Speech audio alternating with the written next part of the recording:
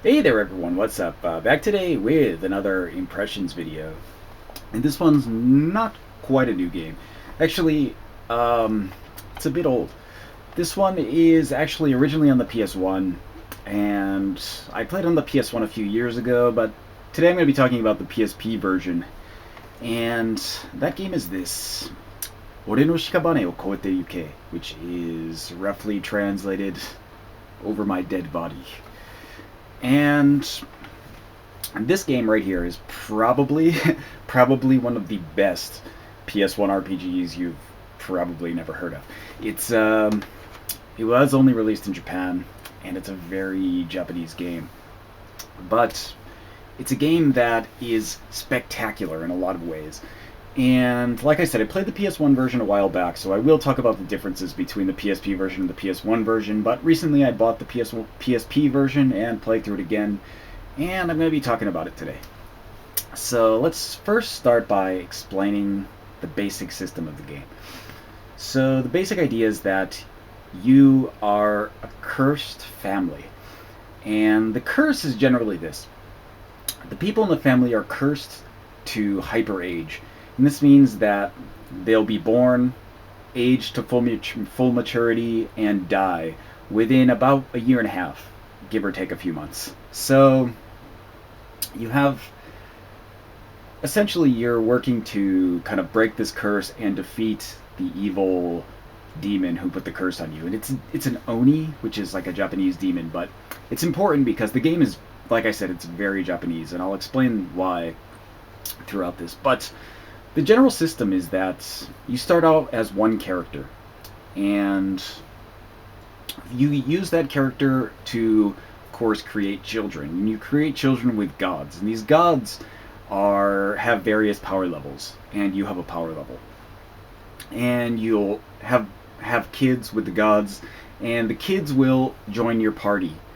And of course, they hyperage, so after about 2 months, they're old enough to be in your party. So for the first 2 months, they're just in training. And then after the third month, you can start using them in your party. And it basically goes like that. Your party will continue to age and eventually be too old to fight, and then they'll die. And you'll have to keep creating new party members of various classes and with various abilities through this kind of god mating system, which is it's pretty cool. It's a really interesting way to have a party, because nobody in your party is permanent. Everybody will die. It's pretty much set that everybody is going to die, and relatively quickly. And all the deaths are permadeaths. If you can get kind of knocked out in battle, but if your party gets wiped, you won't all die. But there's a good chance that some of your party will not be coming back. So it's a very like all your party members are very temporary. But the main idea is that through each generation with your characters, you get stronger and stronger. So your characters can level up, but after a while, the leveling doesn't really affect them all that much. It only raises their skills a little bit. But by having kids with that leveled up character and a stronger god level, you can create stronger party members in each generation. So as you go through the game and time passes, you'll have all new party members, but they'll be slightly stronger than the previous generation each time. So you get like a kind of, good party progression without the kind of leveling the same characters or grinding. And there's not really any type of grinding in the game per se. There's a little bit, but I'll explain. It's not an incredible like I have to grind levels, because levels come very quickly. So you also have the different party members, which there's a total of 8 classes in the game. And those classes are swordsman, archer, kind of polearm user, which is a naganita, and spear class, kenpo, it's like a kind of like a martial artist, gunman, kind of hammer user who uses a giant hammer, and a dancer. And they all have their own special kind of, abilities and things they can do, and they all have their own special attacks and special abilities. So you can kind of build your party and customize as you like, to your own play style. There's no bad classes, and there's no especially super powerful classes. So you could make a party of 4 dancers if you wanted to, and you would be fine. It just depends on what you like for a playstyle. But let's see. The game itself, like I said, it's very Japanese. It looks Japanese, and I say that because the style of the game is a kind of Japanese woodcut prints. That's what the game looks like. It looks like playing one of those. All the enemies are kind of the... if you look at Japanese woodcut prints where there's kind of monsters and things in them, they look like they're taken directly from those. In some cases, they're probably designed by looking at those, because they're very similar to a lot of things that you'll see in those kind of Japanese woodcut prints. And the stages are all designed to look that way, and the kind of battle screens are like the kind of ink, those ink paintings that they do on screens. It's really nice looking. And it's rare that someone will say that about a PS1 RPG, because a lot of them haven't aged very well. But this game, even the PS1 version, the PSP version also looks great, but the PS1 version also looks great still. It's kind of a cel-shaded look to it. The character portraits are kind of anime-ish, but not like overly so. And the stages though look like playing in a woodcut print, and it's really nice. I can't think of, like, a lot of times in the stages I would be looking around and be like, this really looks good, is what I could think about. So let's see. There's also, besides this normal story, there's a kind of city management kind of function to it. So throughout the game you can put money into various buildings in the city that you use like your home base, and you'll get more shops, and the shops will have better items, or you'll have like there's kind of like a kind of item purchasing mechanic where you can invest money into this type of like rice or something, and you'll, depending on how the market fluctuates, you'll get money back or lose money. It's pretty interesting. There's a bunch of kind of simulation aspects that aren't even really necessary, except for possibly the putting money into the store is really helpful, but it's also not necessary. You can get all the items you need from just fighting enemies. So generally, the game itself kind of takes place in this well, you have your home city base, and then you have a map with different areas, and each area is they're kind of sectioned. So you start off and there's 4 major areas you can go to, and some of them are timed, so in certain months you can't go to the certain areas, or they don't appear on the map. So you can't go to all areas right away, but you can go to some areas right away. And in the stages, they're sectioned by kind of bosses and levels. But you'll see that each time you leave your home base to go to a stage, you have 1 month. And this is important because the lives of your party members are really short. You have approximately 16 months to live your entire life. So when you go out and you go to a stage, that's 1 month gone. If you go out to a stage and you die on the first battle, you've lost a month. Everybody in your party ages a month. So it's the kind of thing where you don't want to die, but you also want to go through the stages, but the stages are timed. So the stage clicks down in time as you go through it. So when you'll find that in the beginning of the game, you're actually too slow to get through the stage. You can't possibly get to the end of the stage at the speed you are. And you'll find throughout, later on, as you get more powerful, you get magic and scrolls and things that speed your characters up, and they kind of overlap, so you can get double speed or triple speed, which is necessary in lots of parts to even get to the final part of the stage. Which is another element that's cool, because it kind of prevents you from going into areas that you shouldn't be in, or getting wiped really easily. So you'll find that, like, you'll get to the first boss area of a stage, and you can continue on when you're weak, except you'll probably get killed really easily. So the game kind of encourages doing like each section of the stage and then going to another stage and kind of getting more powerful by fighting other bosses and getting more different party members. I guess that's the general flow of the game. So you'll find that you will fight the same bosses a bunch of times, and you have to kind of memorize the stages so you can get through to the first boss and the second level boss in time before the time runs out. And there are ways to get around that. There are, later on, you can get scrolls that are somewhat rare, but they will reset time for the stage, so you'll get an extra, like, 15 days added onto your time. It's, it takes a lot of strategy, actually, just to get through the stage. Never mind, even if you fought nothing, you have to remember where everything is, because there's lots of mazes and kind of dead ends you can end up in, which will eat away your time. So the stages are actually all designed really well in that way, because you have to really pay attention, and you also have to try to avoid fighting as much as possible, which, I'm saying, like, there are points where you have to grind. When you're, like, in your third month of a character, they're weak, so they'll level up really quickly. In 1 month you can level them up to the same level as everybody else in your party, essentially. So there's not a lot of grinding in it, and actually you're rewarded in time by avoiding fights, because your time ticks off by a certain amount every time you get in a fight. So you'll find that you have to run through the stages really quickly and do your best to avoid enemies instead of fighting enemies, which it's a really good kind of point, because it takes away the grinding elements that people hated from the kind of, like, earlier RPGs. And let's see. So beyond the timed access of the stages, they're sectioned off with bosses. So the bosses have a wide variety of kind of their own backstories, and they'll tell you a story about each boss when you get into the first area of the stage, which is pretty interesting, actually. You learn a lot about the bosses, and they'll have a little bit of a conversation with them when you start, and they're varied in strength. So sometimes you'll show up at a boss and you'll think, like, I can beat this boss, and you'll beat the boss easily, and you'll go to the first boss of a different stage, and it'll just destroy you. Like, have like 4 times as much health as the other boss in the first part of the other stage, and you have to kind of figure out this by yourself.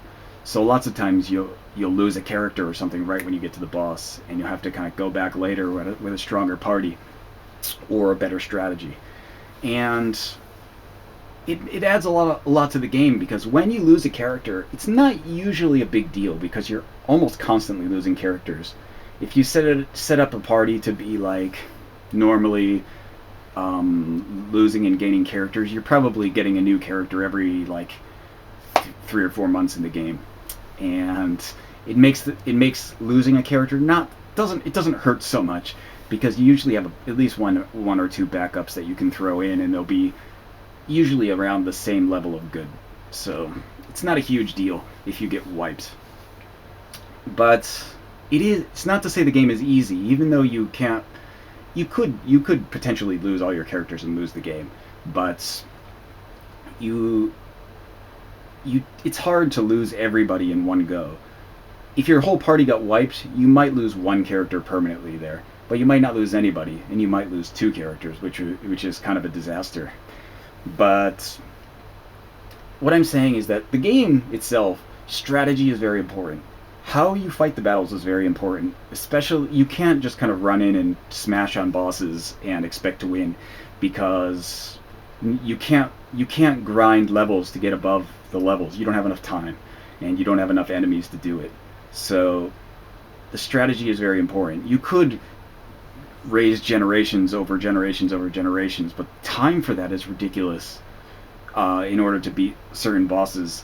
So it's easier to come up with a better strategy. And there are some good points about this game. None of the bosses are immune to anything, and that means if you want to use poison on the boss, you can poison the bosses. They're not immune. If you want to use, like silencing or sleep or any of those type of spells on the boss, they all work on bosses. There's a varying level of how effective it is, but you can still use it on all the bosses, including the final boss of the game, which means that things like buffs in the game and debuffs and status effects are very important for getting through the game. It adds a whole level of strategy that a normal game where you can just level past everything doesn't have, which is really nice. You'll go into a boss battle, and you'll find, like, this boss against this boss, poison is really effective, so you'll always be able to attach poison to them. And in some cases like that, you can almost sit back and heal, just set everybody to heal every round, and the boss will die from poison alone. or in some cases you can, some bosses are really weak to physical attacks, or they're really weak to some type of elemental attack. And if you can figure this out and go through it while having party members who are set up for certain areas, you'll really get a good kind of feeling about the strategies you've made and the party choices you've made. And it's a really satisfying game to play, especially when you build up a party over like certain generations of these certain types of characters that you like. And you get a really nice kind of strategy going for certain bosses. And then, you get a good feeling from that, but then you'll hit a boss that just destroys you. That your whole strategy doesn't work against that boss, and you have to come up with a new one, and that's a lot of the fun of the game, I think. The overall difficulty is mildly difficult. I wouldn't say it's horribly difficult. In some cases, it's hard.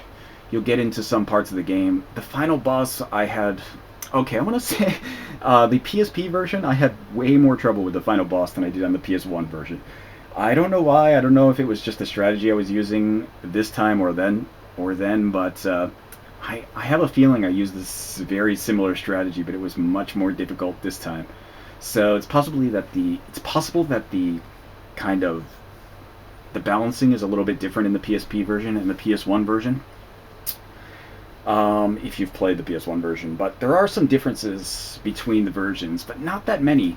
Between the PS1 and the PSP version has more gods you can make kids with. The UI is different, so like you have, the menus are all kind of different on the PSP than they are on the PS1 for obvious reasons. Screen size is different. There are some new spells and new kind of weapons and armor and things in the game.